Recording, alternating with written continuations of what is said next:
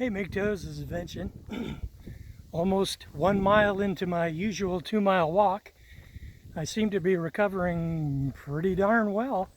It's been like 25 days since they sewed up my guts, as you can see. And I'm healing well, feeling pretty darn good. I just wanted to come on to say hi and discuss a Sandman video briefly. Pardon my voice, there seems to be something a little wonky with it. Whew. Probably because at home I don't talk a lot. Anyway, he recently got some criticism, or he has in the past got some criticism from people saying that when a woman makes a donation and makes a video request, he will oftentimes give her straight advice, from her perspective. Such as the woman most recently in one of his videos, 55 and suddenly having trouble dating.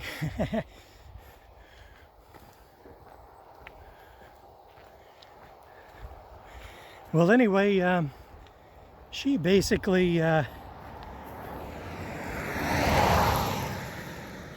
my turnaround point.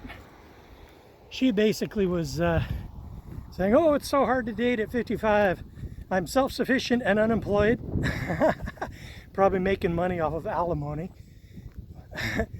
Because her three children are now out of the house, and she's looking for a simp. And I'll tell you, Sandman gave her some good advice, but and a lot of people might complain about that, but honestly, the only guy she's going to attract are longtime simps, male feminists, and people who are like totally on the plantation. People who vote left, people who think the family court is somewhat fair.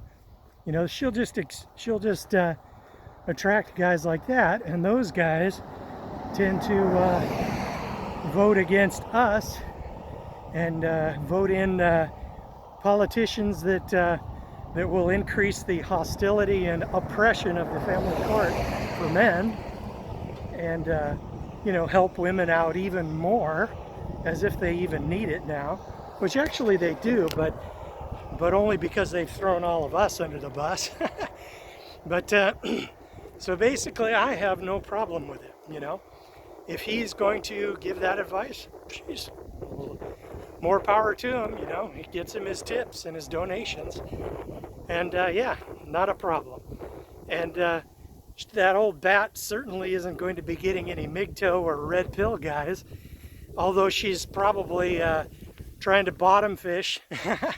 She thinks bottom fish, and try to get her word or her toe into the MGTOW and manosphere areas, and then she could conceivably have a good selection of guys who have a ton of money, right? Well, I wish her luck, but we are MGTOW, and we are vastly more resistant to female intrusions and female influence and females elbowing their way into our space. We saw what happened to the MRAs. We saw it with our own eyes. Women just piled in. I remember this one freaking crazy ass feminist called the Woolly Bumblebee, and every time I turned around, she was like all over totally criticizing MGTOW, just shaming us, giving all the usual shaming language, and saying how that we were, hostile to women and sexist, and and she was like a freaking feminist wearing a temporary MRA badge. And man, that was enough for me. I canceled my regular monthly donation to geez, I can't even remember what it was called.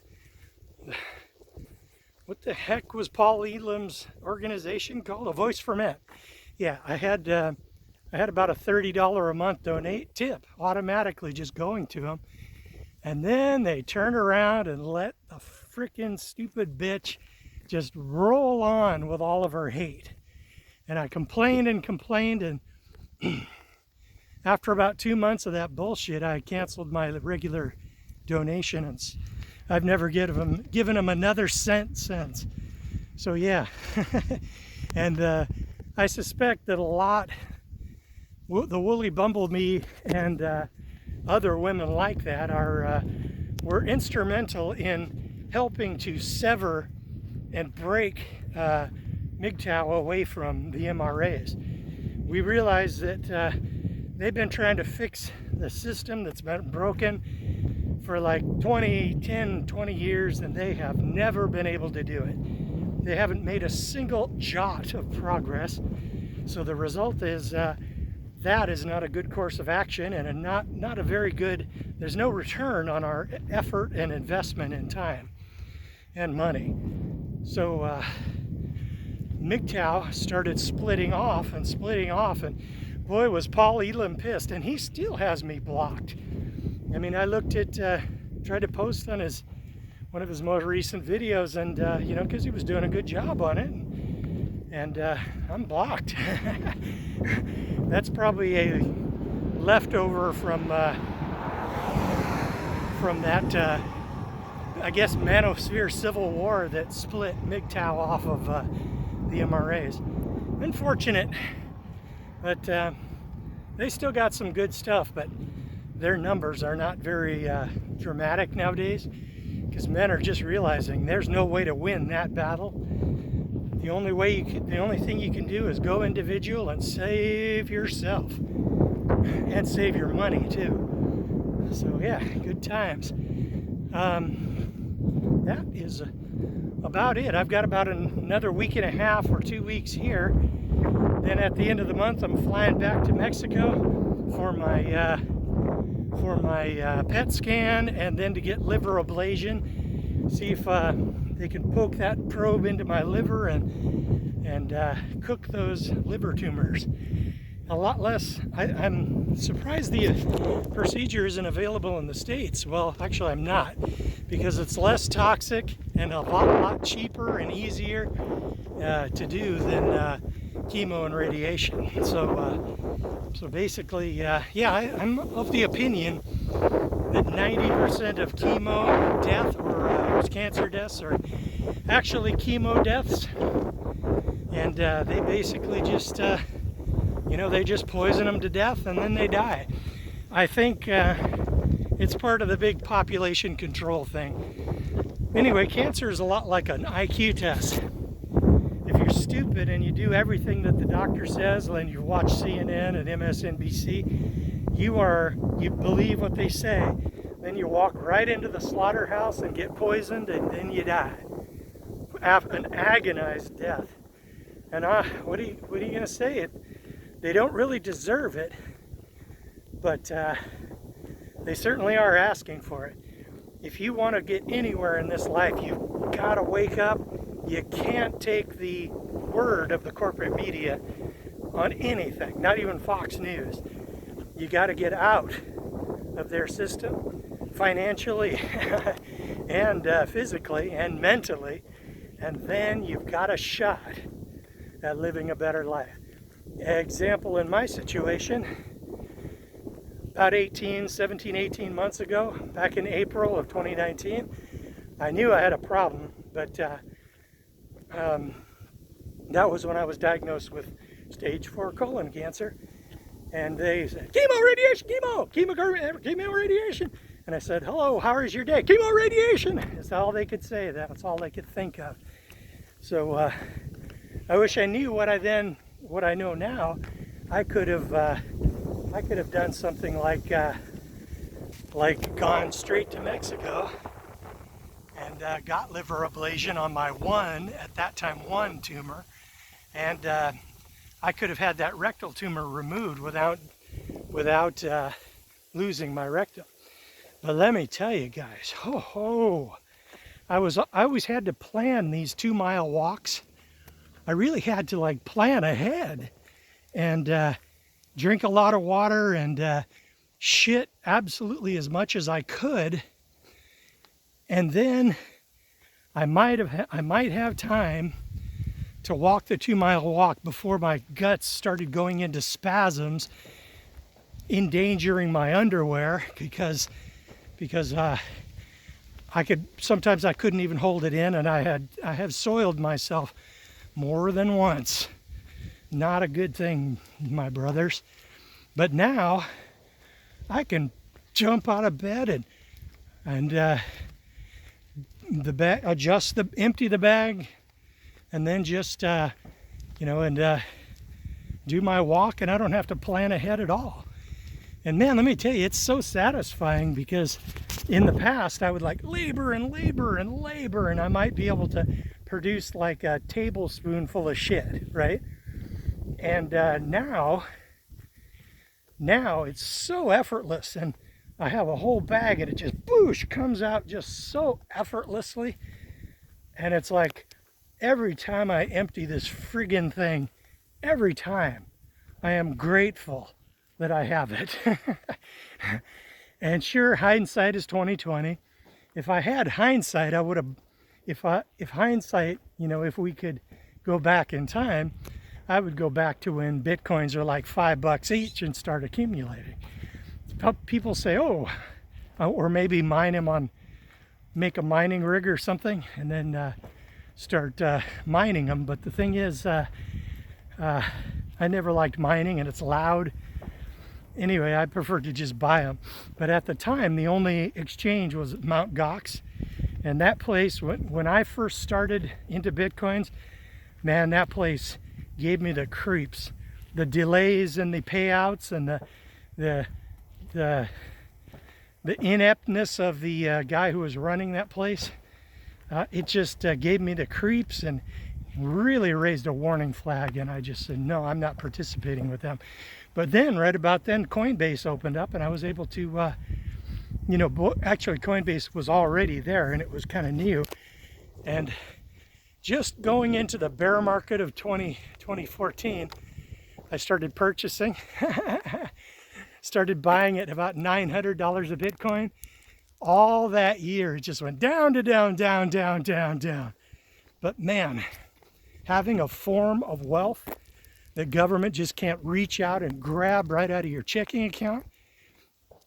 Every month I was grateful to have that, because I could basically just, dump it into a paper wallet. I didn't have my Trezor back then.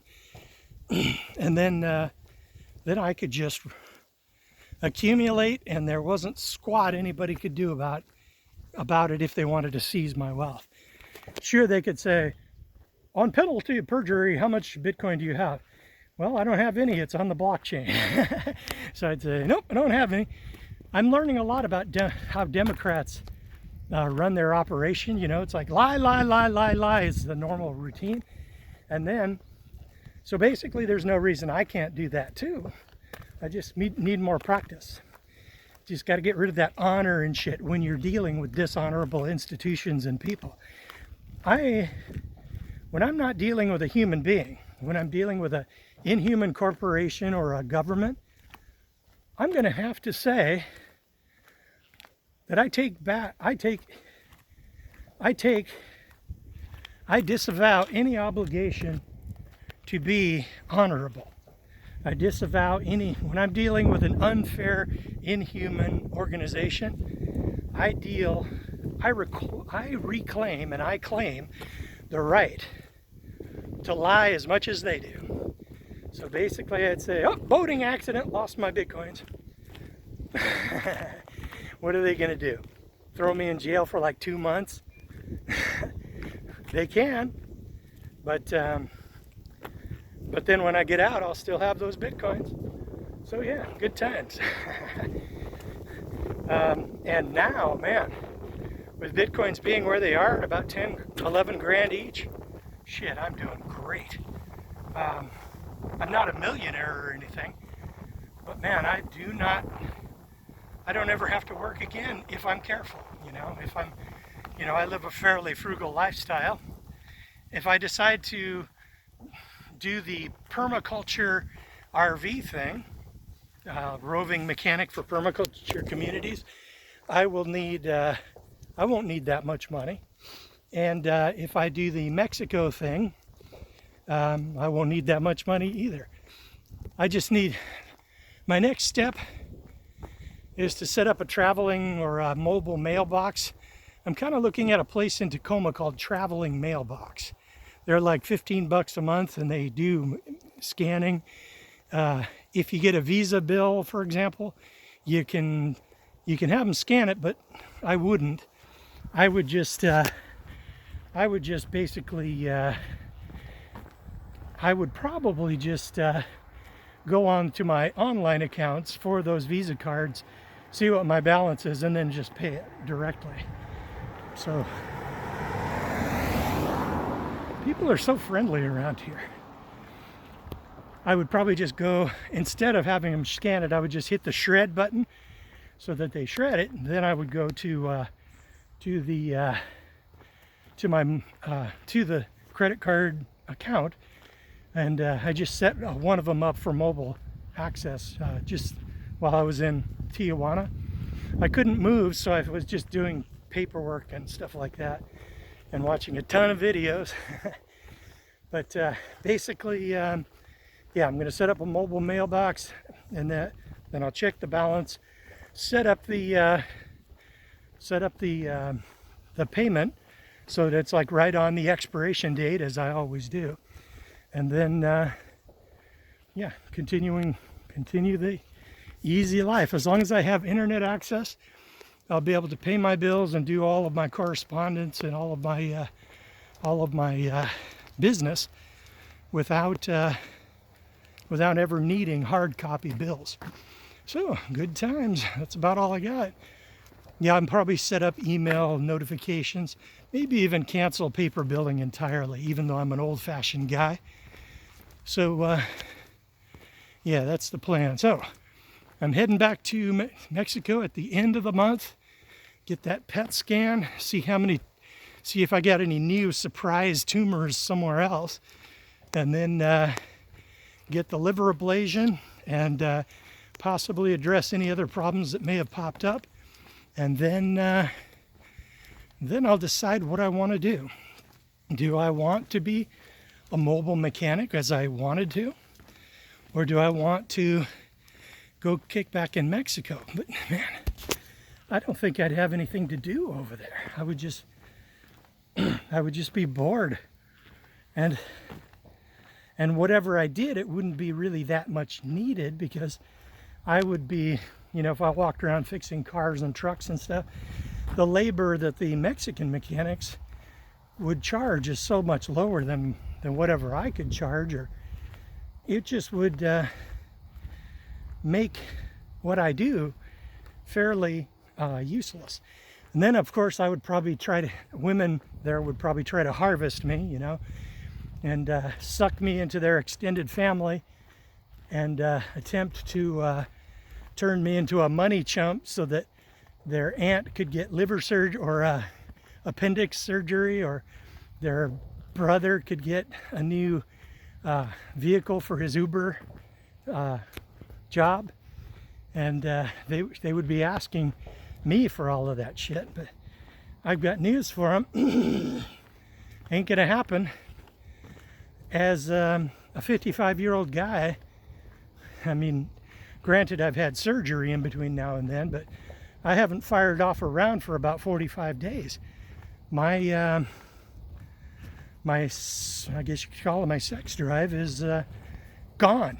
And I can still appreciate an attractive woman, but I don't get the response that I once did once upon a time. So yeah.